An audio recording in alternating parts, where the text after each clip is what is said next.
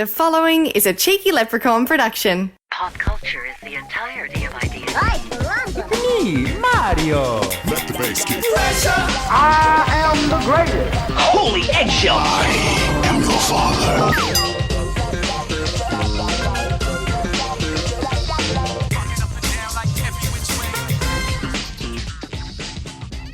father. Hey, Dane. Mokes, Yeah, What's this is going it. on? And we just dive straight into it. how are you? Yeah, good, mate. How are you? I'm fantastic. Tell me, you been watching anything? Been watching a bit actually lately. I don't watch anything on TV anymore.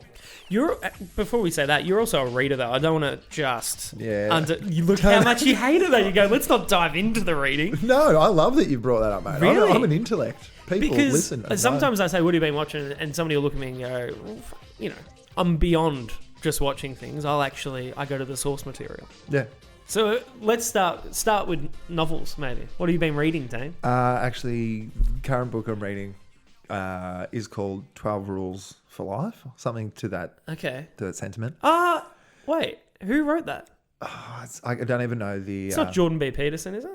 I think that's it. Yeah. Yeah, he's a massive racist, sexist, right-wing conservative. He's actually really quite interesting. He's polarizing though. Yeah, I haven't seen any of things he's done, but I was walking around like over summer with the book in my hand, and a few people were like making comments on it. Be careful, yeah. Yeah, and then anyway, so I was like, I'm into like the third rule, and the second rule is very religiously heavy and kind of saying that the reason why males and females are the way they are is because of Adam and Eve and in the Garden of Eden and I was like... It's losing you a little bit. And I was like, I don't really like these heavy religious themes. And then I just kind of thought, geez, he's tarring a lot of females in this light and males in this light because of something that may or may not absolutely did not happen.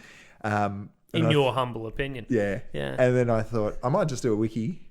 And then, yeah, pretty much they say very polarizing, very controversial. Oh, you should watch some of his shit. Some of his YouTube. He did... I've seen him do a couple things. He did this debate with a female, like a feminist, a female feminist, and it got heated. It got real heated real quick. But the issue is he's so educated. Yeah. He's a university. He's a genius. Yeah. He's incredibly intellectual. Yeah. So not only do you sit there and go, God, I don't know if you can say that, but then you find yourself being like, well, maybe you can, because you seem to really know what you're talking about. He's interesting. Yeah. But, okay, so you're reading that. Have you read any... I feel like you, at one point, read Breakfast at Tiffany's. Did you read that? I read Breakfast at Tiffany's quite a while ago. How did that go? I've still never seen that movie. I didn't mind the read. I didn't love the film because you could tell the film, I think it was made in maybe the 60s. And you could tell it was very much made into a Hollywood film with morals that were for that time. So I think whatever happens in the book, I think she's quite a lot more promiscuous in the book. Tiffany and Tiffany, that's not her name. Whoever, I don't even know the main character's name, but whoever Audrey Hepburn plays. I was about to say it's Audrey Hepburn, isn't it? Whoever she plays in the book is a bit more promiscuous, and I don't think, spoilers, the male and female end up together, whereas in the movie they'd run away and kind of live happily ever after. And so I'm it's like, a Hollywood ending. Correct. And the male is kind of the lead character in the movie, whereas I think in the book the female more so has more of the spotlight. That's funny, because when would this have been? This would have been 60s? Yeah, I think very telling of that time. Yeah, I mean, you're not going to have a female lead probably back then. You probably need to have at least an accompanying male lead in a film. Well, that's what it probably was, yeah. That's interesting. Speaking of films, did you watch Golden Globes? I did watch the Golden Globes. What'd you think? Take it or leave it. Mind you, I did watch it on silent at work. Oh, that's... Yeah, so it was very difficult to pick up on. I wouldn't imagine Ricky Gervais's jokes would have landed that well, but... I didn't think he was that funny, judging from his body language. Did you go back and watch his opening monologue? I did not. I've been meaning to, however, I did not. It, I didn't know. I don't think it was as good as other years. Really? I think there was definitely some classic Ricky Gervais in your face. I don't give a shit if you're going to like this or not. I'm going to say it.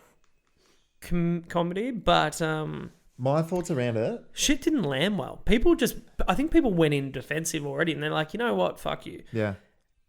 And at least if they weren't thinking that, they were thinking it by the time he got to his lecture on all of the celebrities in the room about, you're uneducated. You actually don't know anything about climate change and all that. Leave it to the people that are actually educated. Just get up here, get your award, and fuck off. It's literally actually what he said. Yeah. So he lost the room at that point.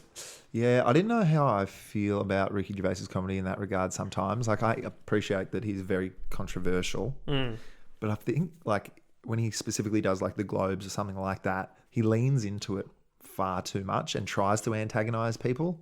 I just don't think that that's that funny. Like, I think he's funnier, like, elsewhere. I think he takes on the role and the responsibility of the everyman, which is all of you assholes in this room. Look at you with your Moët champagne on the table. We all sit at home in our, in our couches, on our couches, in our, some people in their caravan. Like, we watch the rich and famous and their wonderful life they have, who then proceed to get up and lecture us about how we can all be better. And he's like, fuck you. Yeah. And it worked so well it worked so well for at least that first year because he wasn't part of that world. Yeah. He was sort of coming off The Office and extras, and he was this, for lack of a better term, indie. Yeah, he wasn't that well recognised. No, he wasn't. But he was well respected by fans because he was really good at what he did. But he also wasn't into, I'm going to lose a heap of weight and be shredded and be like a movie star looks kind of actor. Yeah. He was that. He was everyman. Yeah. But now, let's be honest, he's Ricky Gervais. He's one of the biggest comedians in the world. Yeah. He is a movie star. He's fucking loaded. Yeah. He lives in mansions in both New York and London. Yeah. You lose the ability to make those jokes. It's like Eddie Murphy, right? Eddie Murphy's about to come back and do a Netflix special, and you find yourself being like, you're not Eddie Murphy of the 80s. Like, Eddie Murphy of the 80s was trying to make the name for himself when he did, like, Delirious and all that sort of shit. Yeah. He was hungry. Yeah. What the fuck has he got to gain? The only person that can really do it successfully is Seinfeld, because Seinfeld's comedy is all based on something that no matter how rich you are or how poor you are, we're all experiencing these things, their everyday life. Yeah. Whereas other comedians, like a lot of Eddie Murphy's shit was about the ghetto. Yeah. He's not fucking living in the ghetto. Yeah. If you've seen him on Comedians in Cars, he was picked up from a mansion. Well, I reckon, though, that you've got to be open-minded to see what he comes back with. I think, like, absolutely. Ellen DeGeneres and also Ricky Gervais's latest one that he did for Netflix. Don't get me wrong. His stand-up, when he's not attacking the rich and famous, it was phenomenal. It was maybe the best stand-up. I loved it. It was the best stand-up special I've ever seen. I thought it was so hilarious. But he changed. He actually addressed it. He's like, yeah, you know what? I'm not the common man. We don't have the same associations anymore because I'm fucking rich. Yeah. Yeah. I got so much money. Yeah. And then he lent into that and he just changed which I think what is his routine was. Which is what I think was a detriment to him at the Golden Globes. He wasn't doing that. He tried to revert back to what people expect of Ricky Gervais at the Golden Globes rather than, maybe leaning into... Maybe he should have sided with him now. He's like, guys, it's been 5 times I've hosted this. I love it. I love being here. I think you've actually hit the nail on the head, is that he just went back in with the exact same personality and the same angle, which that's what I don't think. It was a bit tired for mine. Speaking of Alan, that was an emotional... You probably didn't get the emotion of it being on mute. I did watch whoever... was it Laura that presented it to her? No, it's... Oh, Christ. You can't remember her name. Anyway, SNL. I can't remember. Yes, but whoever presented it to her, I watched the end of hers and how she was saying that I never had a gay... role model that I could look up to until Ellen DeGeneres, and I thought I didn't know she was gay. I did not know either. I did not know. Did people know? I reckon they probably would have. I'm not sure if that was also like, yes, it might have been assumed, but I'm not sure if that was like a semi coming out. Really? Like an official. Nah, because that would have overshadowed her well, you would great think, wouldn't it? accolade. I did see bits and pieces of that. I saw Alan being quite humbled. She's great. I don't know. Have you heard? I heard she's a bit of a a bit of a bitch. I've heard she's like incredibly awful to her staff. Really? Yeah, from Kate Tim Money. Pretty Australian radio station. Really? What did they say? Where did they get that? They're also renowned for just being assholes themselves. So absolute assholes. Tim and Marty often rip shreds off her. My opinion of her has changed vastly Kate McKinnon, by the way, was who Kate McKinnon. presented Ellen's award at the Golden Globes. That's interesting. Yeah, I don't know what to make of that because she fucking donates a lot of money to charities and she does a lot of good work. But you know what? It's all fucking PR at the end of the day, isn't it? She seems awfully kind, but that's the thing I notice about Hollywood now is that It's all a lot of fake. people, everyone's acting. Yeah. Everyone's acting. What about I don't reckon he's acting, is Joaquin Phoenix. He's mildly nuts. Yeah. Like when he gets up, I'm not saying I agreed or liked what he said, but at least he seemed somewhat genuine in what he was saying. And he just calls him out. He's like, we're all fucked. Yeah. We got to stop taking private jets first. Yeah. And like, regardless of if you agree with his politics or his point of view, he at least seemed somewhat... he couldn't even articulate what he's trying to say. But that's what kind of made me a bit worried about the whole thing. I was like, mate, would it have killed you to rehearse this twice? Yeah, but that's the issue. Isn't the issue that they all seem so rehearsed? Did you see fucking Pierce Brosnan and his kids get up there? Jesus Christ, he's an attractive man. He's fantastic, isn't he? He's an attractive man. I was sitting there with Dad and Dad goes, God, he's still good looking, isn't he? And I thought, he absolutely is. He's gorgeous. He's fantastic. But back to your point, that... I didn't love. I'm very much for what he said. Very much for what he said. He called people out, and he was trying to be quite sincere and authentic. But I just don't know. Like, and I also, in saying that, I haven't seen a lot of interviews with him, so I don't know his personality. And if he is, he's like that. Yeah, like he struggles to articulate a full sentence. He's like an incredibly eccentric person. It seemed very Arthur Fleck. Fleck, yeah. I think that's just maybe why he gravitated towards the role because he's a spook. Like you watch, a recluse, yeah. Like I think introvert. I think what makes Joaquin Phoenix personally for me such a good actor is he has an ability to lose himself in a character because he as a person is so unstable. He's had a pretty fucked life if you think about it with his brother and shit. But absolutely, and he's had huge drug addictions, and that's what that's what he sort of alluded to in his speech. He's like, everyone in this room has really been great, sort of giving me a second chance, allowing me to, come back into this fold. He's been like alienated and shit by that audience, that room of people a lot in his career. He's a huge fuck up. Yeah, like think back about when he did that documentary with Casey Affleck, where he went on Letterman. But that whole thing, that was him playing a role. Yeah, but he was doing the drugs. Really? Yeah. He I haven't actually seen that. Am I still here? Is that what it is? That was the whole point of it. The whole point of it was he actually tried to live the life of what it would be to be somebody that is in that downward spiral. Right. So when he was on Letterman, he was somewhat coherent because he was on live TV and he apologized to Letterman after. You've seen it, yeah? I haven't. Oh, it's fascinating. I remember I watched it live when it happened and he's on there and he's just I've seen disheveled. that. I've seen that. I haven't seen the doco. Right. Oh, okay. The doco is interesting. I can give it to you. It's just fucking full on though. Like he was living a life of people genuinely thought he was. But wasn't that the intention of the documentary to see what people's reactions were? Yeah. To his. It was. Downward spiral, but wasn't it all an act? Yeah, to a degree. It was, but he was because still... he's like a method actor. Yeah. Similar to Arthur Fleck. When they're on set, they're living that character. Right. And for him, apparently, in order to live that character, he would do the drugs. He was having people shit on him. Oh. Yeah, you watch the movie. Somebody takes a shit on him. People are into that though. I guess it just depends on your into. Yeah, they are. It reminds me of like the Shia LaBeouf Downward Spiral, almost the Jim Carrey kind of. Yeah. What happened with Shia LaBeouf? He was off the rails at one point, but he seems is he put it together? Yeah, I mean, what is together? But yeah, I know for a celebrity, I don't. Exactly, that's the thing that I think is worrying. It's not worrying. I don't care. It's worrying. Let's be honest. They're not sane people, are they? They live such a different life, different reality. Yeah. That I could never even fathom what they're going through. Have you seen many of the winners from the night?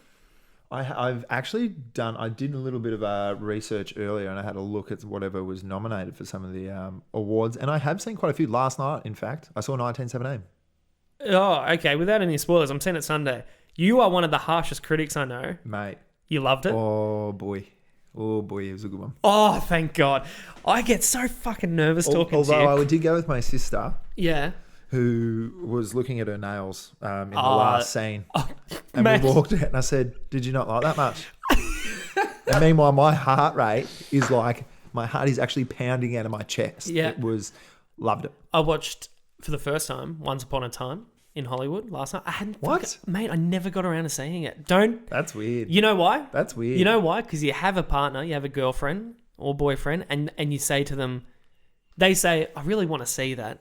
Yeah, okay, no worries. If you go with anyone else, it's like, it just becomes a headache. So I'm like, all right, well, let's make a time. Yeah. George is terrible. Mate, terrible go by yourself. I know. From now, I've told her. I said, from now on. I can't. That's a Tarantino, mate. That sounds so wanky, but... I know. No, you're right. because you were dirty on his last film, weren't you? Hateful Eight, was it? I wasn't dirty on it. Oh, no. No, I liked it. I wasn't... I've become... What'd you think? Sorry. I've become dirty on Tarantino a little bit. Oh, I remember you texting me this and thinking it was the stupidest thing. What was my point? That you're a moron, I think. I don't know. No. I actually don't know. I think you were saying that he's become a wanker. I don't know. Like, he's a stereotype of himself. And, like, I don't know. But he would... That does sound wanky. Yeah. No, he's a genius. However, I hated that film. You hated Once Upon a Time? Hated it. Yeah, it's interesting because... Let's talk about that because... So the first... I'm going to say the first hour and 20, I was sitting there actively thinking in my mind, fuck, this might be my favourite Tarantino by the end of this. No. Got to take my headphones off and walk out Yeah. of here, mate. You're a frog. I came around. In the end. What, to hating it?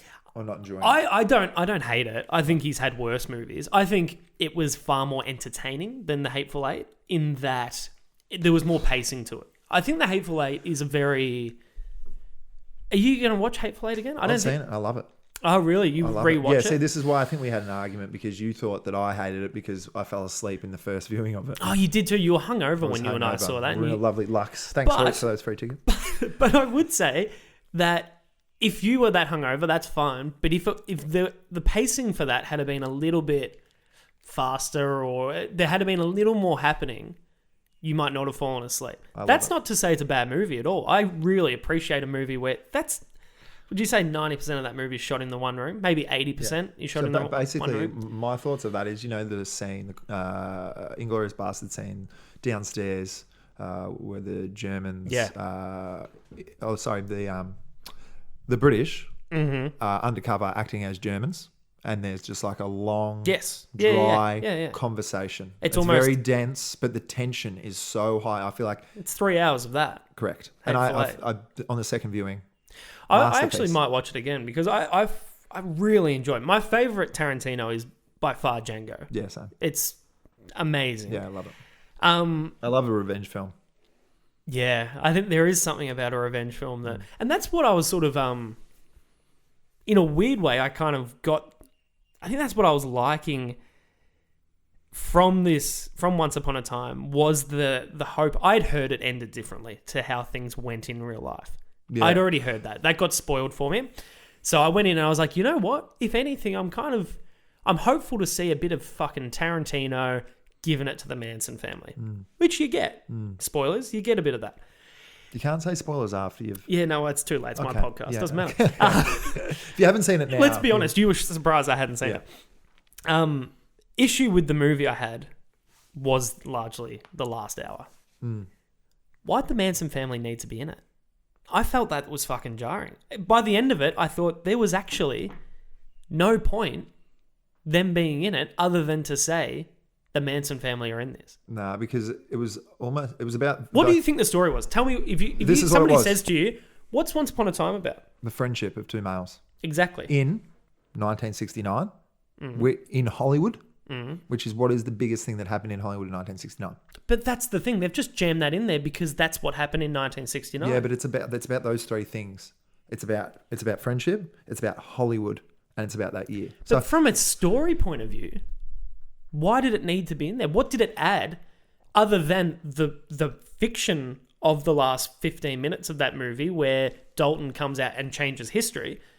What did it add to the story of Brad Pitt and Leonardo DiCaprio's characters? Because it's set in that time. It's set in 1969, so why would you not have something about the biggest one of the most significant things that's ever happened in Hollywood. Absolutely. That literally changed Hollywood. Make that the movie. Make the movie not about Rick Dalton and what's his name? Starts with C. Can't even remember. No. Brad Pitt's character. Make it about one or the other. But I understand that Rick Dalton and his stunt double, there might not be a movie. Like, even though, to be honest, that was the most engaging part for me, their relationship. But in all seriousness, I can't really think of narrative-wise what the point was. It was just the backdrop. So Hollywood was It's cool. the backdrop. It's cool. It's absolutely cool. I was like, the Manson family, they're fucked up. Like, that scene where Brad Pitt is at the Manson family compound. It's not even a compound. Their fucking trailer park, whatever they lived in. And there's the scene where, and to be honest, I don't know if this is real or fiction at this point. He did go there. He did go there? Yeah. Okay, that's interesting. So who's Brad Pitt's character is loosely based on, he did go there and find an aging old producer that was being looked after by and sort of some like, the is this Manson elder children. abuse? And like the Manson family were living there, and it was, Yeah. he knew this guy. That part, I was on the edge of my seat. I'm like, this is fantastic. Loved it. Yeah. Brad Pitt was so good, by the way. God, I was reminded how good Brad Pitt of an actor Brad Pitt is. I'm still a little rattled that you can't fathom, like... Beyond that, I just can't. So Tarantino loves Hollywood, loves movies. That's not the point, No, though. no, The no, point- it is. I get it. And then he grew up in that era. He grew up in 1960s Hollywood, early 1970s, and he would have seen, as a lover of cinema, he would have seen that whole landscape completely change from the hippie era to like the degenerate era and like a little bit of angst that happened in the 1970s because of what happened to hippie culture, like because the Mansons were considered hippies and they went on this terrible, like murderous rampage. It changed his childhood and changed Hollywood and movie making. I can understand that, yeah. So And it's pop almost, culture. it's giving a... Well, it's a callback. It's nostalgic for him. So he's like, what do I want to make a love letter to Hollywood? What am I reminded of as a child nostalgically from Hollywood? I remember that this happened. And then he's like, but I don't want to make it specifically just about that because it's not a biopic. It's not about Sharon Tate. It's not about the Manson family. He's like, I want to make my own original script. So I'm doing it about friendship of two guys. I don't know why I'm arguing for it because I didn't like it, but I love the... Apparently you freaking loved it. No, because I love the premise of it. I had never been more excited for a film. Well, I say that loosely, but I was so excited because I think that era and that event is so incredibly iconic and memorable and fascinating. Yeah. What I hated about it... Yeah, tell me what you hated. So the reason that I didn't like it was because I foresaw that history was going to be rewritten because Tarantino has done it before. When did he... Oh, was Inglourious Bastards, yeah, of course. So Hitler obviously gets a machine gun to the that's face true. and burn alive. So I saw from as soon as he announced the script that he was going to rewrite history. Yeah. And that Sharon Tate perhaps may not get murdered. I was so about that. I was like, yes, because I loved when Hitler gets murdered in Inglourious Bastards. I thought that was a fantastic scene. The whole ending was fantastic. But what I didn't like was just the way it unfolded. And I think it probably came down to what I had envisioned in my head because that's not how I envisioned it. I just thought that it was a bit lazy, the writing, that Rick Dalton just kind of lives next door to Sharon Tate. And he kind of they just like stumble upon, or the Manson family just stumble upon Rick Dalton and all of a sudden decide, hey, we're not going to kill Sharon, we're just going to go kill Rick. Yeah. And I was like, I just think, oh, what? They just like, after maybe 3 lines of conversation, they were like, yeah, we're going to go and do that. Absolutely. Totally agree. I did think there was good comedy in Dalton coming out in that iconic... Everyone knows the visuals of, just through recreations and stuff, of the Manson family pulling up in the street out the front of Sharon Tate's house. And in that moment, that iconic visual where when you see it happen, you're like, this is it. Fucking Rick Dalton comes out with his margarita in his jug. There is comedy there that I was giggling. I was like, it's so loud, it's so stupid. But I was also, my issue was, I think largely, was just how outrageous it was for an actual historic event that had happened. It was too on the nose. I I'm not. People criticize me for this because I say it was just too violent and like it was too stupid. The humor at the end, but then they're like, "Man, it's Tarantino film. Yeah, Violence is him." But there's I no agree. violence up until that point. Yes, which I think absolutely. makes it so jarring. So I think if I watched it a second time, which admittedly I haven't, and I do need to do, I think that it would be a lot different, and I may enjoy it a lot more. Yeah. As Caitlin comes bursting through the door. Yeah, she forgot we're recording. That's all right. So I think, first of all, I just want to make it clear. I think overall, I liked it. I liked it quite a lot. Mm-hmm. Purely because, if nothing else, I would rewatch it numerous times just for the relationship and interactions between Leo and Brad Pitt. They were... I was laughing quite a lot throughout the movie. Especially the first hour. Georgia kept turning to me saying, "What are you laughing at? Am I missing something?" She didn't enjoy it. Yeah. but I just found them captivating, which isn't a surprise. Two of the best actors in the world. Yeah. I love some of the scenes. The last 15 minutes, the action at the end felt like Tarantino had been pulling us along. Yeah. Pulling us along. He's like, yeah, history. Remember this? Remember all this? Yeah, cool. Now it's my fucking movie. Bang. Yeah. And it was like, wow, whoa, like Brad Pitt smashing some girl's face against the fucking side of a wood he was fireplace. smashing people, yeah. He was smashing people's faces in. So then the flamethrower. Yeah. Which... Hated it. Oh, God, it was so loud. Hated it was so loud. And I did, but here's the other thing. I can appreciate where he was coming from. And maybe it was just my taste, and maybe it was because there was no violence up until that point. But I love that was Tarantino and what he wishes he could have done to the Manson family. Yeah. Fuck you guys for ruining Hollywood. Yeah. I think we're at a point now with Tarantino that there is an implied knowledge of his audience that he assumes is there, and that we all, as Tarantino fans, probably assume are there, that we need to be looking at this through Quentin's eyes. A Quentin Tarantino movie has now become, I'm going to see Quentin's movie.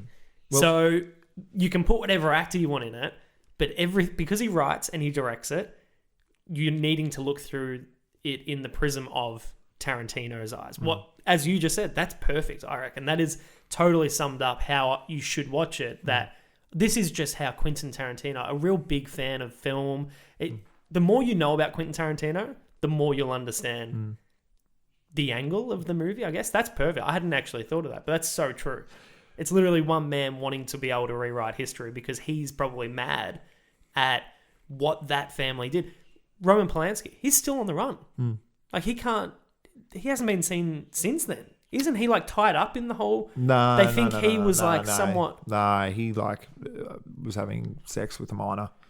So he's just. He's in I can't remember what country he's in, but he's in a country that won't extradite him back to America, so he can't get trialed for it. He's still making movies. Is he? Yeah, but not. Not in Hollywood. They don't get an American release, Yeah. or do they? Yeah. Oh, okay. Anything good? I think there are some watchable stuff. I think quite recently there was something that was all right. I don't even know if I've actually seen a Roman Polanski film. Yeah. All right, well, anyway. And what else? There's so many movies. Can I go through? Can I give you a couple of my... Yeah. Yeah, all right. Go for it. Have you seen The Irishman? Yeah. What do you think? You didn't like it, obviously. No. I was very displeased. You can't say it's a bad movie. You can't look at that.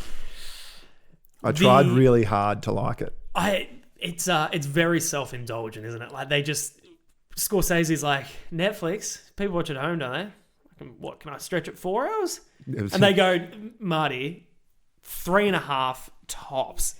320 was huge. It was huge. For the fact that there's no action in the movie. Very limited action. Yeah. I love Goodfellas. I love The Godfather. The Godfather's a slog. Godfather Part 2, I think, is the biggest slog. You know that's not him. No. Yeah. No, I'm saying okay. I'm all for a gangster film that is long. Because gangster films, they're not... There's action. There's usually... You murder some people. But they're usually a lot of conversation heavy. The dialogue in this was really good. It did feel long. Yeah. It felt long. I only liked the last 20 minutes because I feel like it was talking about, the fear of death. and that kind of thing, Yeah, and retribution and like religious themes, which I know Marty does a lot of. Mm-hmm. I've called him Marty. Marty. What a wanker. I know he does a lot of that, and he's getting quite old. So I feel like he may be fearful of the end of his life. definitely. So I thought it was quite nice that he was probably art reflecting reality.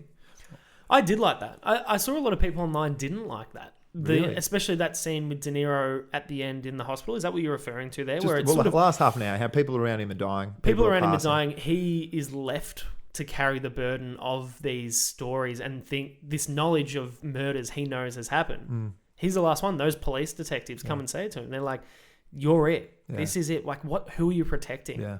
And he feels a responsibility to protect those people that have died and those friends of his, because if not, if he doesn't live to still protect them, what's he got? He's a man now with Yeah, nothing. because he's lost his family. Lost his family, he's if lost everything. If he lets go of those secrets. And those friendships, like Yeah. dead or alive, he needs to have some connection to something, some purpose Yeah. at that point in his life. And that's what I think a lot of it was. It was about people with no purpose. He, De Niro's character, Jack, whatever his name was, had no purpose Yeah. in life. Joe Pesci's character comes along. Can't even remember the fucking characters' names. No. Not important. Gives him purpose. Yeah. Then Pacino, same thing. He finds a new purpose. He has these relationships, these people that gave him so much when he had nothing. He was a truck driver. I felt like he was a bit of a pawn throughout the film. Who was? De Niro. Niro's character. Like he kind of just gets Yeah. used, and like he doesn't really have that much of a personality. No. Or like, He's a heavy. I think that was the Yeah. idea. The idea Yeah. was a lot of these mob guys, they had nothing. They weren't educated to a large degree, and they fell because they're so uneducated. They would fall for these offerings from dodgy characters, and then they find themselves in the wrong circles. They buy into bullshit of, oh, we're actually doing a good thing here. We're doing the right thing. Pesci and that really old guy as well, like the head of, I don't know, Yeah. can't remember. But they had the ability to talk to De Niro's character and just sort of say, give him sort of an importance and self-worth on what he was doing. Like he was fucking carrying out mob hits. But he was, I don't know.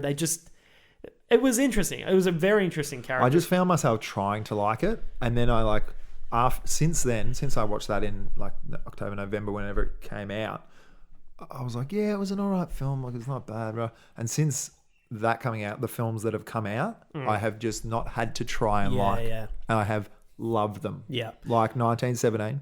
Yeah. Another one, Netflix. I don't know if you've seen it, Marriage Story. I was going to ask about it. I haven't watched it. You know what? Okay, let's talk about Good it. flick. Don't right. give me anything, but I just want to know. Did you shed a tear? Oh mate, I cried like a baby. Fuck. See, oh god, I feel like I'm at such an emotionally vulnerable point that I just don't know when's a good time for me to dive into it. Mate, there's never a bad time to have a good cry. Yeah. I'm all for crying. No, I might cry now. So am I. I am absolutely for it, but I just feel like that could weigh on me for a couple of days. That one. That feels like it's heavy. Yeah, it is. Apparently, the acting's fantastic. Unbelievable. I was surprised that I don't think either of them walked away with a Globe. No, well, Adam Driver had stiff competition. I don't know, was he classed he as did. supporting? Or It's a good question. I do have the list up here. regardless, because supporting at the Globes was Brad Pitt for... And he was best performance by an actor in a motion picture drama. Yeah, so you're right. Oh, which got was won by Joaquin Phoenix. Can we go on to that quickly? Because I know that's a film that we both have seen. Yeah. Don't think deserving. He was good. Fuck, really? You don't It was. think? Hold on. Here's the thing. It was a great film. However, I do think it's severely overrated. Yeah. I think it's like an 8 for mine. Yeah, okay, but this isn't about the film. This is about his performance. I think No, I'm without... just talking about the whole thing. I just want to talk. Oh, yeah. you just wanted to talk about Joker? Well, because Absolutely. you haven't seen Marriage Story, I thought let's move on. Yeah. Sorry to take over on your own podcast. Absolutely, mate. This is a shared conversation. Go on. But yeah, I just thought it was a little bit overrated. As I said, I still loved it. It's an 8. Jesus Christ, you came out wanting to suck the thing off. What I happened? did. I enjoyed it a lot, but I just think You've seen better since then. yeah, I think that's probably it. Have you got... Yeah, okay. So is this maybe a case of... What was that, October? Yeah.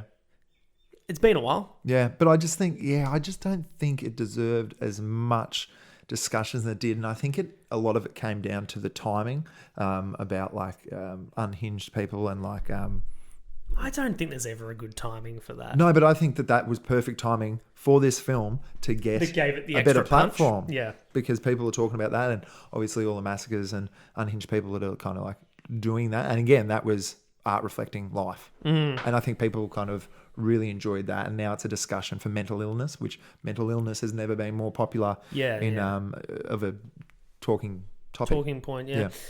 I don't know. I think walking out of there, I don't know.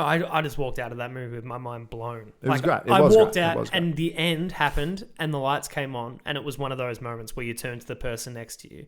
Like you and I, when we saw La La Land, that was one of those moments where you just walk out and you just go, I've just watched something that I've never seen. Yeah. It was one of those moments. Yeah. La La Land, we turned to each other like, what the fuck was that? That was mesmerizing. I love that film so Spellbending, much. you were about to say. No, I love that No, film so much. that was great. Joker was the same thing. Joker was depressing as fuck. Didn't nearly give me the same feeling as La La Land. But it gave me the feeling of, I cannot believe. I couldn't believe that movie existed. Yeah, right. That's what I thought. What I did love is that they gave the director, Todd Phillips, creative. Oh, he clearly freedom. had totally creative control. And they'll do that when the movie only cost, what was it? 10 million, I think the budget was, which is fuck all. Yeah. When you think about a movie. Yeah.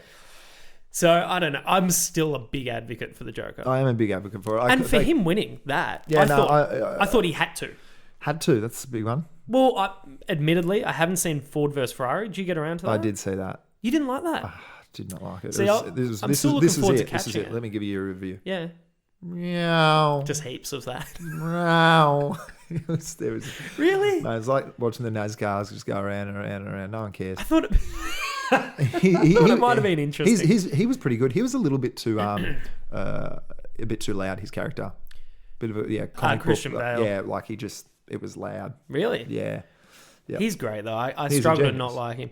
Antonio Banderas, see that? What's Pain and Glory? Is that one of those indie films that you're not actually going to see unless it I wins an think award? it's like a Spanish film. Okay, yeah, not going to see that. And yeah, obviously Marriage Story, The Two Popes, a Netflix film. Netflix is actually starting to do all right, isn't it? People have become accepting of it. People are listening. People are standing up. Yeah, well, there was the whole thing when, like a couple years ago, they're like, we're not fucking giving awards to Netflix. That's fucked. It's not cinema.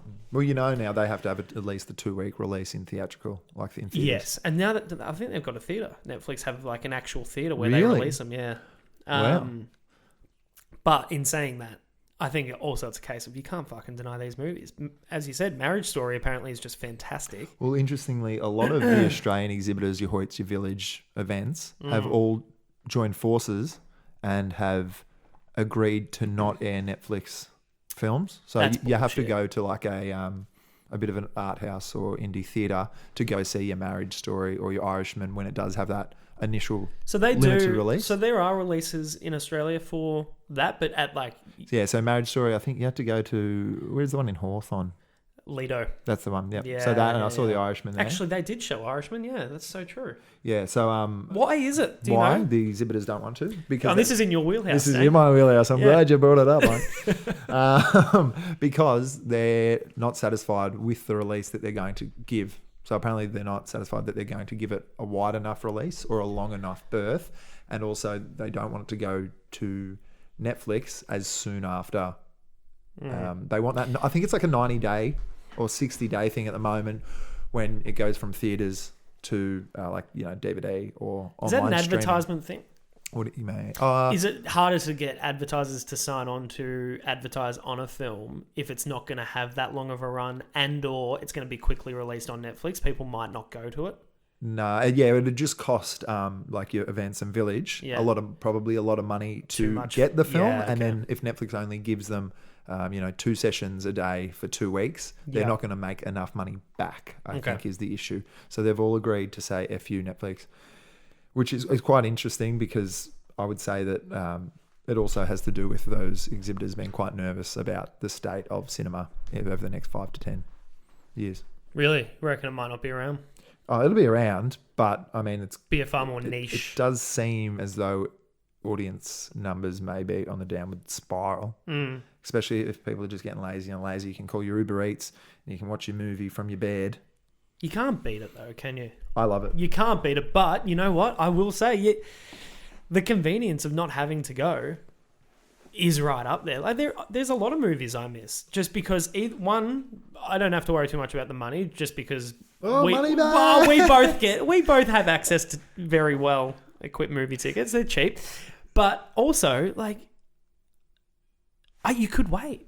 You could just wait a little bit. Like, how quickly are things available? Whether or not it's downloading, it's whatever it might be. People have access to these movies. That's what real I was quick. saying. I'm pretty sure it's 60 days is the amount of time that it has to go from theaters, stop at theaters, and go on streaming It services. has to be a 60-day Yeah, turnaround. I've always wondered why it takes so long. I'm like, is it just that's how long it takes to print the DVDs? No. Because otherwise, more people would just go, oh, wait, 5 days. Yeah. And that's the issue that all these exhibitors have with Netflix, that they don't have that limit. It feels long before a movie ends up on Netflix, though. Yeah. It feels pretty long. I'm just such an advocate for cinema, and I love going there. I love the surround sound. I love the darkened auditorium. You're not on your phone. You're not on your phone. You're fully absorbed into the on-screen action. You're not preoccupied with other things. There's no other distraction. However, in saying that, I'm just such a nerd that people are like, I don't really care that much. Like, I love movies, Mate, and people- I hate to be interrupted, but other people are just like, I'll watch it on my phone. People Oh, watch it it on their sickens phone. me. How the fuck do you watch it on your phone? Not to sound like your mate Marty Scorsese, but how do you watch a movie on your phone? You and I are the same. I go to the cinema. I want to select my seat. I want to make sure if the seat and row I want to sit in isn't available, I might not go. yeah, I get pretty upset. I get pretty upset. If there's a whisper in the cinema, I want them escorted out. I want them gone. Yeah. It needs to be the perfect environment. I need a home cinema. I almost got. This is what I need. almost got last night. My sister was late, and I missed the ads. I need that 15 minutes of ads almost as a mini meditation. Yeah. To unwind. You need to get in the and zone. detach myself from reality and get in the zone. So if I'm rushing in there and I only get to see one trailer or one ad and it strolls into the feature, there's going to be trouble. There was a domestic. I was forced to apologise What after time the film. session were you going to? I think it was a 6:15. See, that's tight to get to from work. You knock off work, what, 5:30? Well, I knocked off at 3 yesterday. Yeah, okay. Well, Keep that's that between you and me, interesting. But, obviously, going to a movie that soon after work, you're a bit rushed. I like a 8:30 session. Too late for me. Too late. Yeah. I'd like to have a meal before I go. Yeah, that's nice. It's nice. Anyway, back to... I've got a few more questions that I do want to run by you. Best motion picture, musical or comedy. Did you see Jojo Rabbit? Oh no. It's on my list for... Well, hang on a second. The release for that in Australia has been quite poor until now. It's only just got a wide release. Oh really? It had a limited release. I don't know what the fuck Actually, they were you're doing. right. Why were they doing that? So my local is Hoytsville Gardens, Yeah. and I assumed that it would be there. Nope. It was not there. I had to go to Nova. Yep. Mind you, great film. Do yourself a favour. It came out Christmas Day. I was away for a week, and then I've come back and I've gone, let's do JoJo. Right. I'm so keen. Ready for this, Dane? I haven't seen a trailer for Jojo Rabbit. Wow. This is pure buzz that I'm going off. How exciting is that? Can't believe you haven't. Okay. Is that not a bit exciting though? I can't. For you, amazing. I can't think of a film. I know I've seen a poster. He's dressed as Hitler, whatever. You are going to be so blown away by it then, because I can't wait. The format and the narrative, it's quite an original story. I cannot wait. It is a very original story. How exciting to have not seen a trailer. I haven't seen a frame I love that. of the actual film. Because you won't know the soundtrack, you won't know any of the one-liners, and Won't know anything. It is going to be great. Are you a fan of, forgive the pronunciation, Taki Wakiki?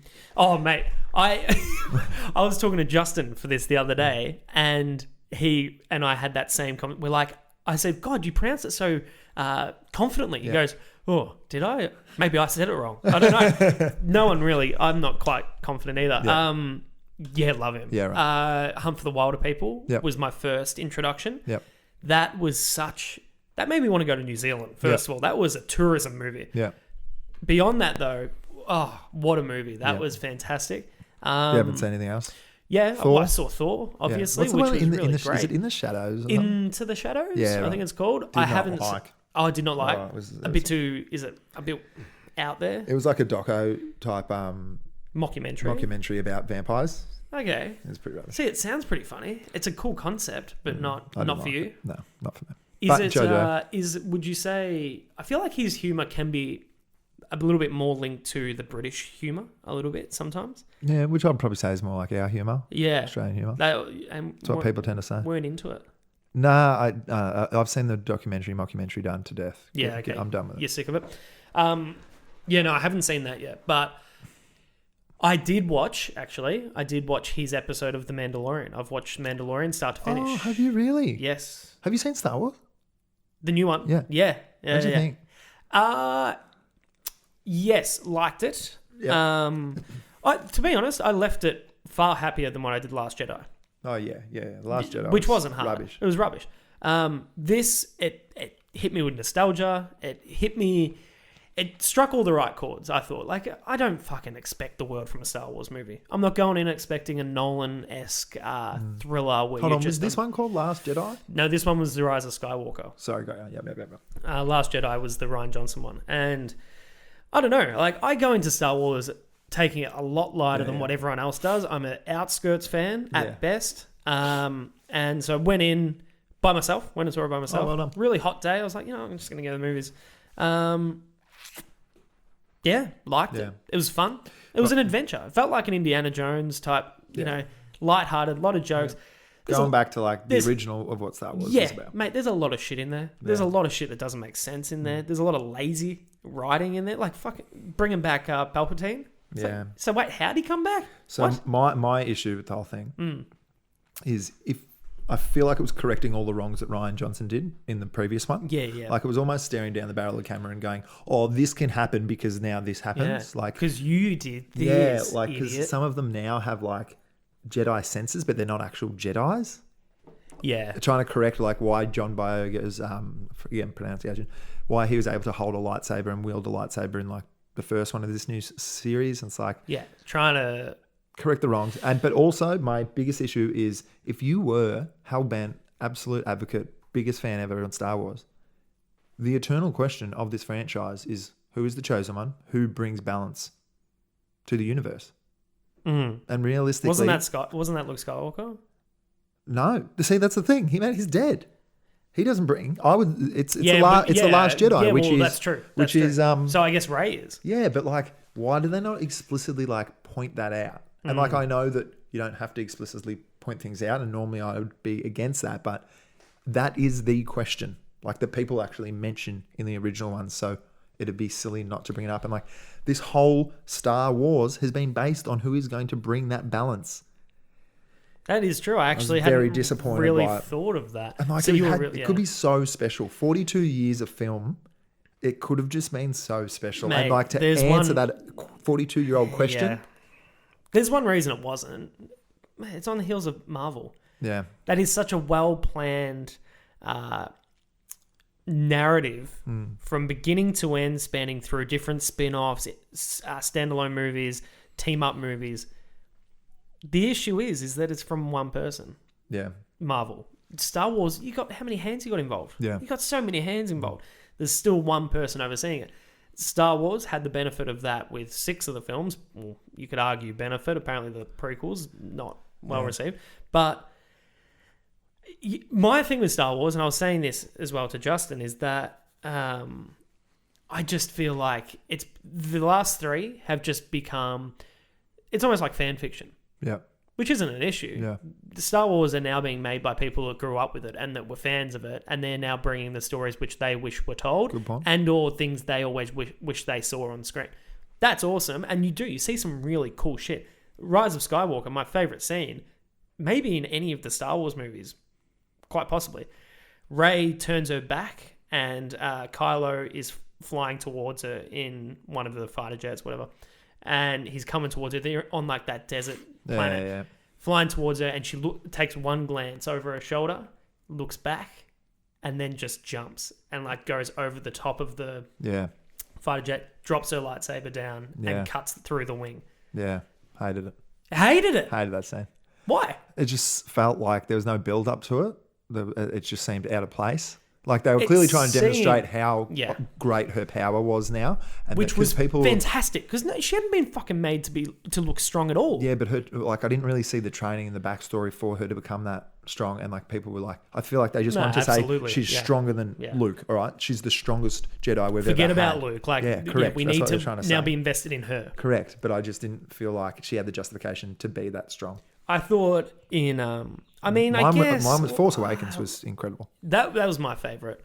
I guess Last Jedi, there was a lot of the training with Luke. That was largely what her story was in that whole thing. I totally agree, though. And that's my issue with Star Wars. It's there's no depth to it. Yeah. It's very, very surface. It's a lot of glitz and glamour and fantastical stuff. Yeah. But it lacks any real punch. That's my Siri. Oh, Siri, how you doing? Wants to join in on the conversation. Apparently I said, hey, Siri. I never said that. Anyway, go ahead. They're always listening, mate. I did want to ask you, bring it back to, before I took it off course, The Mandalorian. Loved it. Okay, so you're speaking about depth. Does that have that depth? Oh, far more. Yeah, right. Far more. This is HBO level type, what you could do with the world of Star Wars. Yeah, okay. Fantastic. And That's Jon Favreau. So I thought he would have directed the last one, but as you said, it was Taki. Yeah. Jon Favreau didn't direct any of them. Oh, really? I don't believe. I could be wrong. He must have written it or something. He wrote the whole thing. He's Yeah. the showrunner, wrote the whole thing, Got start you. to finish. But it was all directed, like outside directors. Yeah, right. This is how we got onto it. Your mate, take a what? Taki Wakiki. Yeah. Yeah, right. His involvement. This is something Justin and I debated the other day. Was so interesting because The Mandalorian. There's slight humor throughout it. It's not a funny show though. Yeah. You could tell as soon as I watched this episode, I thought this must be his episode. Went, looked it up, bang, straight away Really? it was. It was the episode you might have seen online. Has Jason Sudeikis as one of the stormtroopers, the motorbike stormtroopers. I didn't know that. You got to watch it. Man. Yeah, It's I highly recommend it. It'll give you a new interest in the Star Wars world. yeah. I would imagine. It sort of made me want to go and look at other things other than the movies. Yeah. But yeah, I really like that. Yeah, Really okay. have you got Disney Plus? I do not. Yeah, I don't wouldn't think it'll have recommend it. enough content for me. It doesn't. I feel like, and what I've heard a lot of people have been doing, they get the 7-day trial, or they get it for a month. Watch something Watch the stuff that they were maybe nostalgic for, had that craving for, and then cancel. and then cancel it. That's what I'm going to do. I think I've watched Mandalorian. I've watched. Thinking about watching Clone Wars just off the back of Mandalorian. Yep. After that, that'll be it. I think I'll. Yeah, like, There's what too are we- much else. There's too much other shit that's good out there to watch. Yeah. Like Amazon's killing it. Fuck, Apple TV. Have you watched The Morning Show yet? No, I haven't. That's actually got It got nominated. Yeah. I don't think it won. I think it anything. took home Might have won something. something. Mate, they've all. It's just crazy. the amount of content I was thinking about when the Globes were on, and like all of these amazing shows. Best I was time like, to be alive. Wow. Best time to be a fan of movies and TV and. all I have that sort of commitment shit. issues though, so I can't watch TV shows. What? Well, because say there's like 8 episodes, they're an hour a pop. That's Yeah. 8 hours, and I just like have this anxiety of getting started on one and not liking it. And because once I start something, I need to finish it. Yeah, no. I'm the same. I totally agree with that. Especially in something like Netflix where it will stay in your continue watching. Yeah. And you're just looking at it going, I'm so disappointed with myself. Mate, I'm still angry I haven't finished Gossip Girl. Oh, yeah. Tell me about it. Seriously, if I start something, I need to finish it. Have you watched You? Yeah, I have actually. Did you like that? For some reason I do. Oh, yeah. It's really weird. It's garbage. It's actual garbage, No, it's not. mate. Those Have you last watched 3 season or two? 4 episodes of season 2. I haven't. Don't go too far. I haven't seen the end of season 2. I think I've probably got 3 left. It's actual garbage. Really? It's like Yeah. daytime TV, Days of Our Lives, like No. Passions. It's rubbish. What about season 1? First episode of season 1, I loved. Had me hook, line, and sinker. I even liked all of season 1, pretty much. Maybe bar like. Oh no, I did not like it. I liked it. Season 1 was pretty great. I It was just- pretty flawless, I thought, in terms of yes, it's. I don't think we're the target demographic. I don't think we could very well be, but I think it's meant to be. The book wasn't written for males. I just love the fact that he justifies it. It's fantastic. Like it's always like seeing the bad guy Yeah. and understanding. Like Thor. I'm not Thor. Who was the bad guy? Loki. No, the bad guy in Avengers. Does the click. Oh, Thanos. Yeah, Thanos. like there's some form of rationale to what they do. Correct. You're like, oh, I can actually understand what he's saying here. And the fact that they do that with his character is very, very good. The voiceover in You is incredibly important to that show. And you don't... It's too wild in season 2. Like, it just gets absolutely absurd. Yeah, I think that's the... Yeah, there's definitely... And I think there are those elements in season 1 too where you're sort of sitting there going, oh, come on. I do like the fact that it's set in Hollywood and it's kind of has this movie element about it as well, which because obviously I love that. And I think it really leans into that with the characters of the show.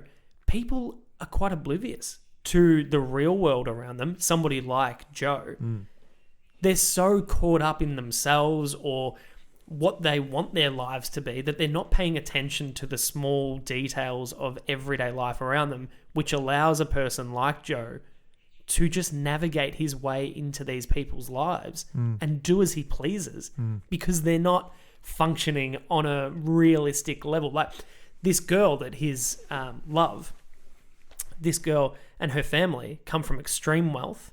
Her brother lives in a fucking fictional world where he is completely delusional. They're not quite switched on enough. Whereas in season 1, what was her the girl's name from season 1? She was she became aware of it because she was more attentive to what was going on around her. These people in LA seem just completely Well, they're trying to say that oblivious. they're superficial and everyone lives in Hollywood is superficial.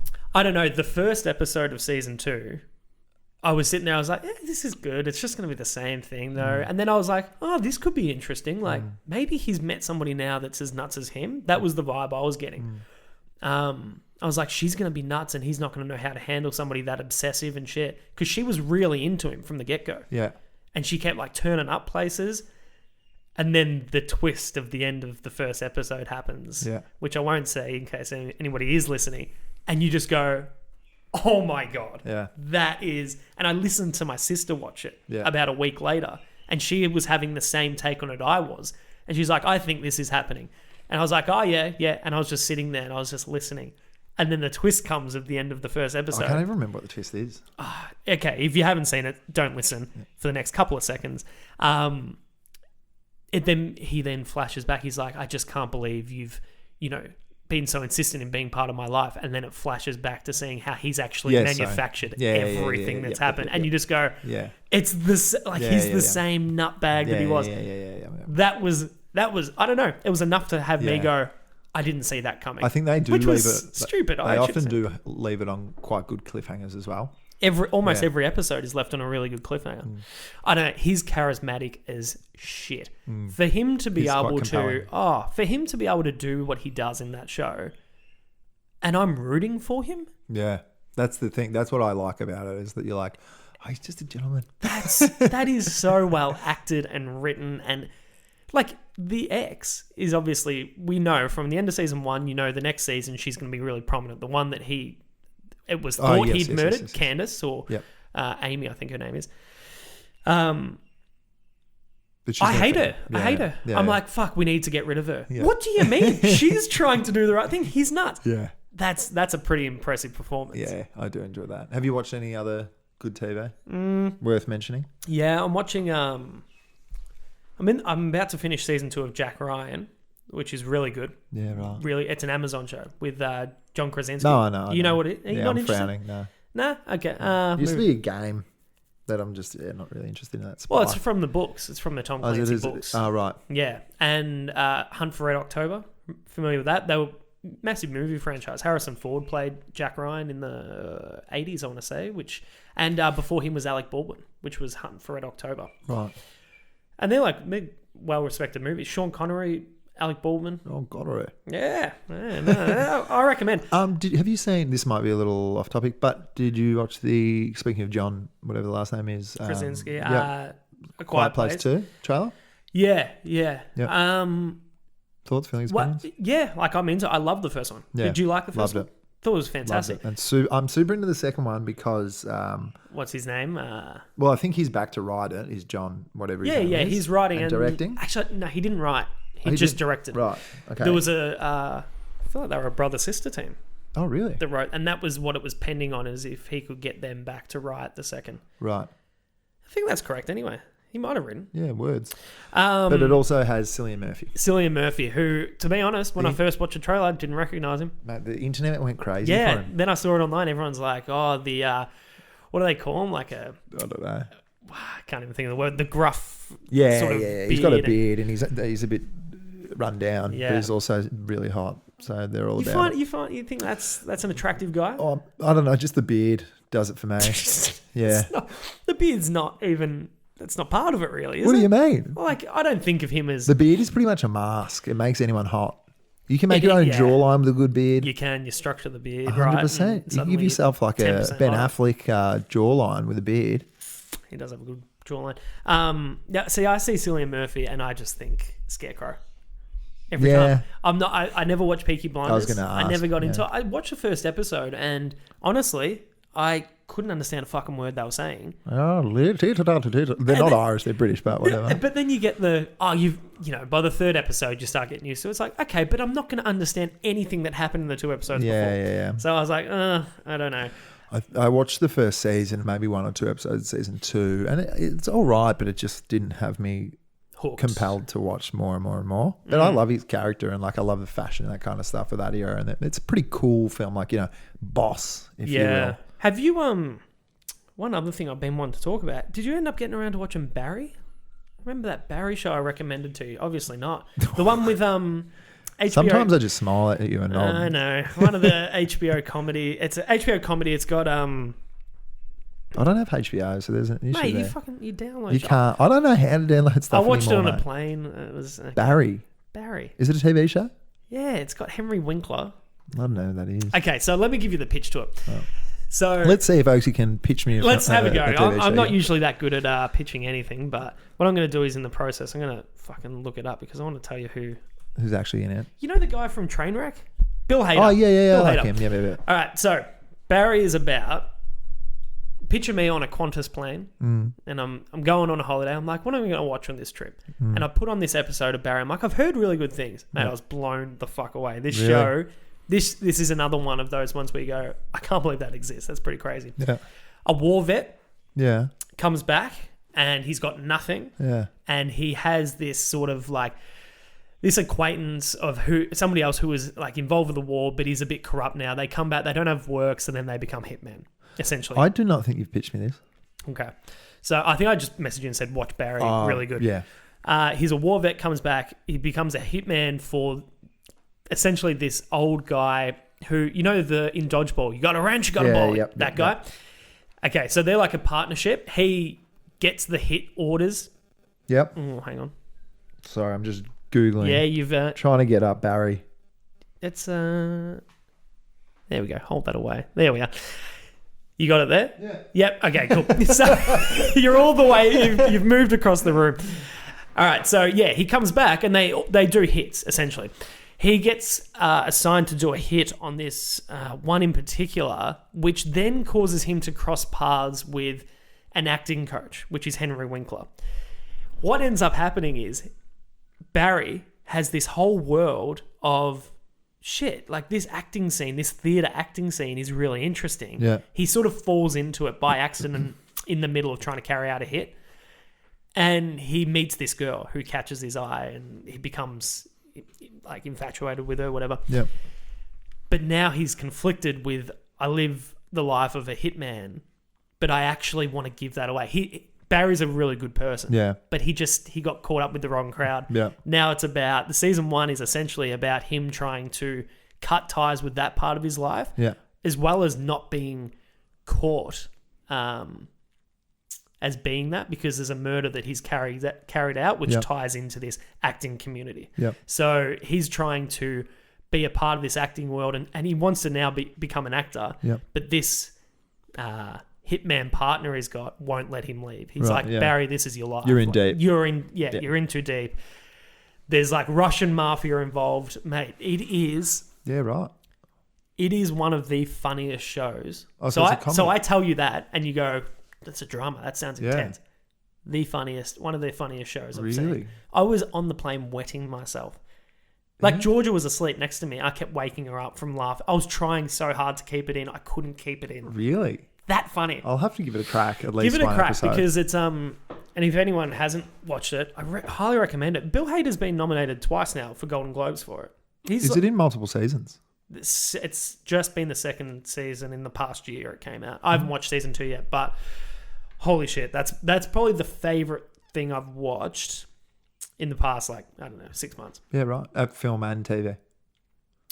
Yeah, I get loose with that sort of thing though. Like, I sort of just throw that around. I'm like, Oh, yeah. Oh, my it's one god, of the greats. it's one of the greats. Yeah. It's one of the greats. And you forget about everything that came before. I do have a question. Yeah.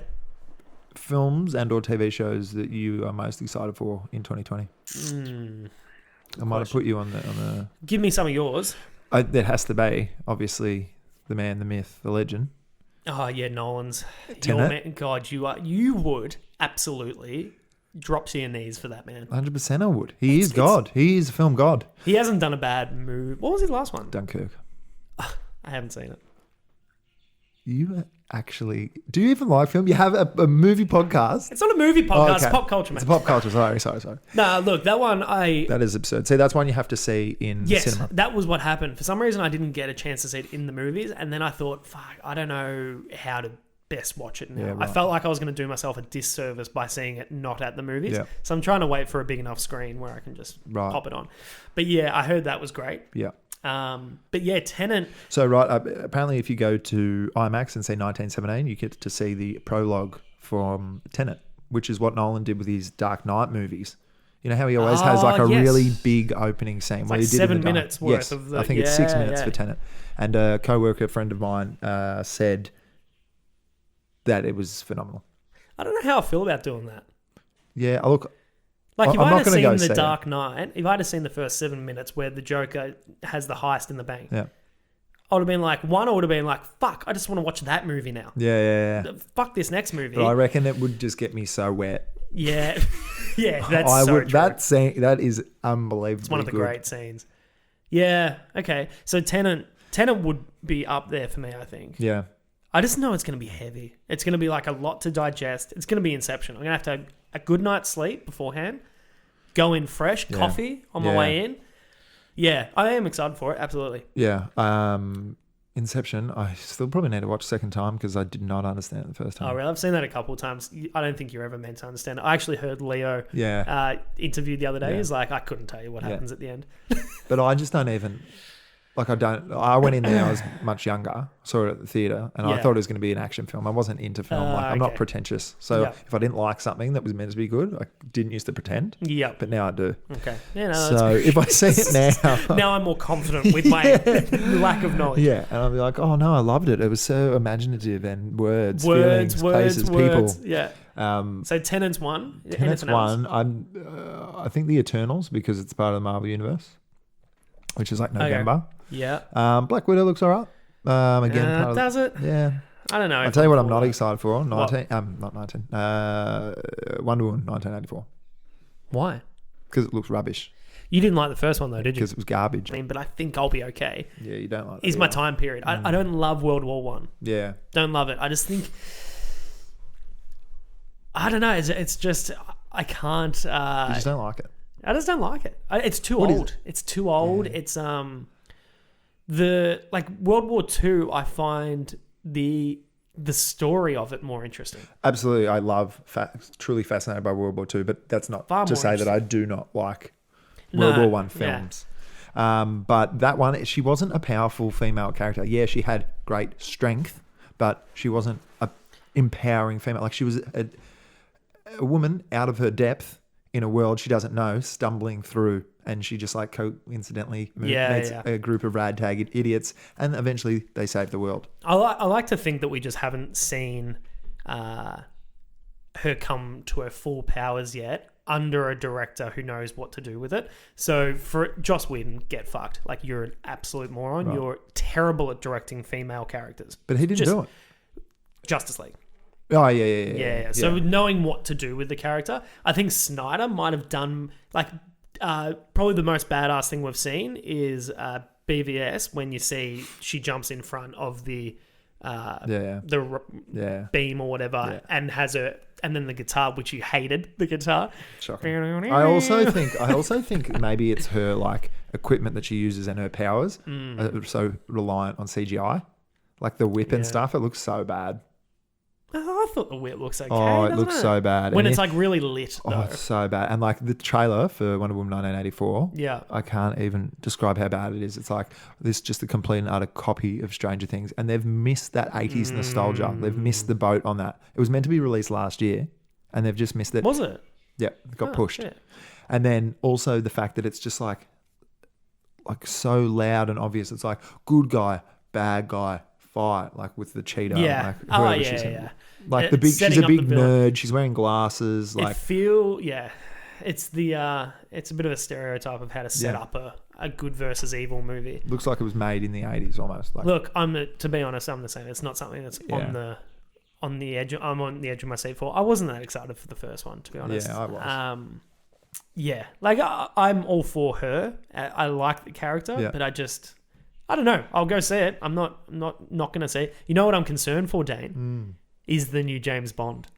Oh, I'm so excited. Have you heard much about it? Oh, it's been absolutely stuffed, the production, from all reports. That.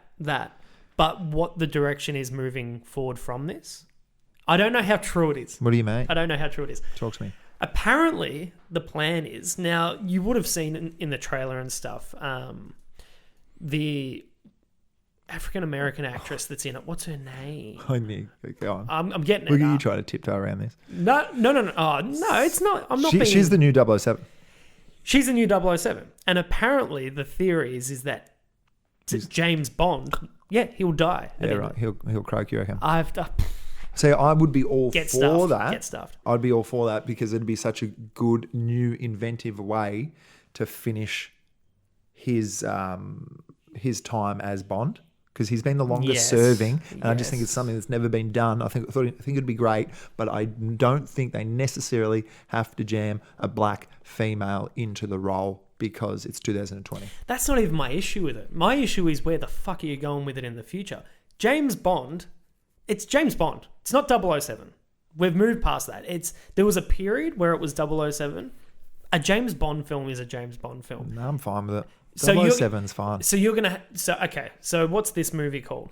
No Time to Die. So it's 007, No Time to Die, I believe. Yeah, okay. So that makes sense. Yeah. They've probably intentionally done that too. Yeah, just by absolutely. But... So it's sort of like, not to always revert back to this, but it's just my point of reference. You kill Bruce Wayne and Dick Grayson takes over the Batman mantle. Yeah. Right? It's the same thing. It's a matter of time until in the comics they bring back Bruce Wayne. Batman always comes back. Yeah. Whether that's through a relaunch or whatever, or there was some fucking comic book shit where it's like, it's fantastical. What do they do? How many movies are you going to do with a 007 that's not James Bond? I lose interest.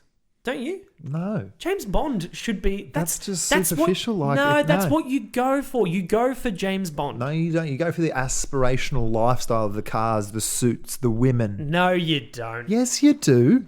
What do you think? When you see that in a movie, so you see... I'm going to struggle to think of a movie here, though. It's all the conventions of the 007 series, which are those things that I just mentioned. And like, if they can transfer that, and it's still a good action film, I don't care if it's male, female, or anything, but I just feel like it is a political statement. It's a political statement. That's my issue with it being a black female. I just don't think, is that necessarily what it needs? So it's not necessarily not what it needs. Idris Elba had been cast as the new James Bond. How would you have felt about that? The same as it being a black female. Really? It's still the same character of James Bond, at least. Oh, sorry. It would have been the same. No, see... But why? They've done it for years. Because it's just the name. But why have they kept it for all these years? The importance for 50 years has been, we can recast. It's like Batman. Well, how many Batmans has there been? There's been fucking like 20 Bonds. You know why? Because it's still a part of the same universe. They're trying to continue on from that same universe. That's why. That's been a relaunch, effectively. Like all of these different 007s, when they've changed the actor and they've gone with James Bond. Those stories all exist within their own world. Whereas this will be a continuation. And I don't mind that. As long as it's a good film, I do not care. I don't know. Because this whole thing, his Bonds have been remakes except for Skyfall. Skyfall might have been a remake. I'm not well versed in They've it. all been done. So my point is, I can understand they've almost gone with the angle of Daniel Craig's Bond universe is its own standalone universe. I can understand that. My issue with it is that there's going to come a point where we want to see James Bond. And then they'll just relaunch it. Mate, we've seen like 16 different Supermans or Spider-Mans and Batmans. Okay, It's a non-issue. No, but my issue is that You it just sounds... like black females. Don't make it that. My issue is that it sounds like they want to now have 1 or 2 films, or however many, with this new 007, whoever that may be, that is not James Bond. Okay, that's fine, but we're still in your universe. How do you bring back James Bond? They won't. So you reckon eventually they'll just cut that universe? They might have 1 or 2 with this new one, and then they'll kill them off. It's the movie business. You know how this goes. And then they bring back James Bond. If she's successful, and there's a film better, and people are receptive to her, they'll make a second. If that works, they'll make a third. If it doesn't, they won't make a second, and they'll 100% redo it, and it'll be a white male James Bond. Yeah, no, you're not wrong at all. I think I'm just kind of like, why are we fucking with it? It works. It works. It makes that much money. That's my issue, is that I think it's a political agenda behind the whole thing. Okay, yeah, you're probably absolutely right, actually. Now I think that's about my it. issue. I just don't think we can make up original, strong, female, black women leads. Yeah. It doesn't need to be in the 007 mantra. Yeah. Like we can do it. Do you have any films up there that you're excited about? There's a lot. I'm actually stupidly excited for Bad Boys 3. Okay, that is stupid. Did you not like the original Bad Boys? Growing up, I think it's more of a nostalgia thing. Yeah, I like for them me. both. They're not. But this is going to be dumb. They're Michael dumb. Bay films. They're not like... This is going to be dumb. The trailer didn't look promising. No. The trailer looked a bit loud and stupid, but I don't know. The issue with action films... action film franchises, the explosions get bigger, the storylines get more ridiculous, the stunts get stupider. Fast and the Furious point in case. Yeah. Like the first one was actually like, oh, this could happen. They're just racing on the streets. And now it's The Rock going from building to building in a car. It's like, the best is The Rock just like bursting out of the cast. That, for me, the arm cast, he just tenses. Daddy's and here. What's he saying? Yeah, it is. It's something Daddy's like Daddy's home, I here or don't some know. shit. Coming to America too.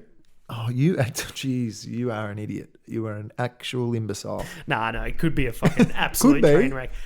Did you watch Eddie Murphy on SNL? Did you happen to catch it? I'm not a big Murphy fan. Are you not a big Eddie Murphy fan at all? No. I watched his like Raw me, right? and the other one recently, and it's just so like dated and like sexist and homophobic that I just not really. The Gentleman? Have you seen The Gentleman? Oh, mate, I was lucky enough to see it a couple months ago. Yeah, that very Do fancy screening. yourself a favour. I've heard my brother called me last night and came. He would. Oh, Good profit. yeah. He Mate, called me. the amount of times they drop CNX Tuesday is enough to get any like 20-year-old male involved. He's just like, oh yeah, this. He called me and goes, "Might be the best movie I've ever seen in my life." It's just like It's a really good film. It's the most I've been entertained, like without even trying, like easy watch, and like it's just very entertaining. What's his name? What's the director? Director is Guy Ritchie. Guy Ritchie. Back to like original quality Guy Ritchie. Snatch. Really good flick. You'll enjoy it. I'm gonna have to go. So yeah. And I can. That's one film that I can confidently tell pretty much any male I know, and say you will love it. You will like it. Yeah. Okay, so it's a very It's male. a male. Yeah. Okay, so But there's one strong female in it, but it's for the boys. okay, cool. So that's one I can easily just be like, oh, I'm gonna go with the boys to see that, and yeah, sweet. Take Lordy. Lordy will froth Lordy it. will love it. Awesome. And TV, I can't really think of anything off the top of my head. Actually, that's a lie. It starts this week coming. The Outsider, Stephen King book, which has been adapted by Jason Bateman. Oh, interesting. Jason Bateman directing, and he stars in it. And it's essentially about, from what I can gather, it's one of those ones where the trailer more grabs me, if anything. There's been a murder of a young boy, and there's a man, Jason Bateman, who has been attached to the murder as the lead suspect. And he is adamant he knows nothing about it. Right. He's like, I don't know who this kid is. So that's the sort of... It doesn't give much away at all. Yep. But I'll watch anything with Jason Bateman. on that point, Ozark season 3. Cannot wait. I haven't seen it. Yeah, you're really speaking to the wrong guy about TV. Oh my God. My dad loves it, but Mate, Netflix, just put it on. Just hit play on it. Have a go. mate, I Season one can't is do it. season 1 is fucking thrilling. Mate, I can't. It's those commitment issues. I got to see a therapist. Yeah. All right.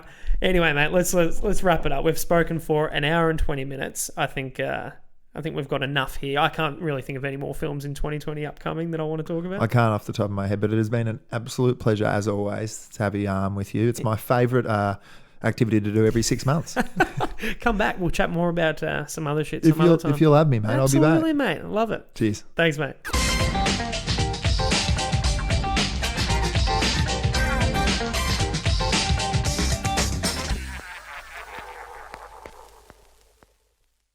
This has been a Cheeky Leprechaun production.